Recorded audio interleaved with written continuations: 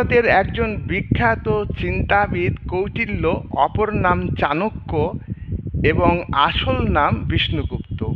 তিনি তার বিখ্যাত গ্রন্থ অর্থশাস্ত্রে রাজার কল্যাণমূলক কাজের কথা উল্লেখ করেন।